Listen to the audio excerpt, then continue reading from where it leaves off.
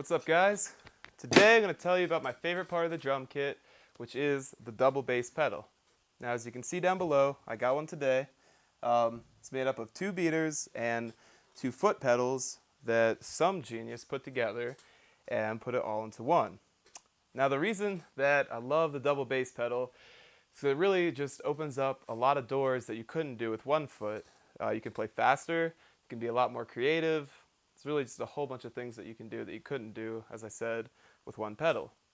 Now, a little bit of background. This was invented by a very forward-thinking drummer named of Louis Bellson in the year 1939. What he did was he took 1 kick drum, put it where it normally is, and put a second kick drum on the left side. Then he put a single pedal on each one and played each one with each foot. Now, this was awesome because it started what we have today, but it wasn't really that efficient because you have to carry around 2 kick drums. As you can see, it's the largest part of the kit, so that's kind of a hassle. You have to keep them both in tune with each other, which is also a hassle.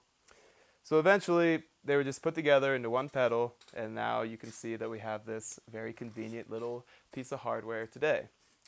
Now, as I mentioned earlier, you can play faster with it because you have 2 feet instead of 1, so that's really fun. Obviously, it's fun to play fast. But the main thing about it that I like so much is you can be way more creative. You can really just try out a whole bunch of different ideas and really just write a bunch of cool parts that you couldn't do with 1 foot. So what I'm going to do now is show you the main way that I go about doing that, which is just to lay down a solid grid of 16th notes on the kick drum and keep that going, and then match that with my hands for the most part on the rest of the drums, but then start to move that around, play different patterns, just really test out different ideas. And the reason this works so well is because you have that driving beat going on the kick drum underneath it, so then you can try out whatever you want, and for the most part, it's going to sound good. So I'll show you what that sounds like now.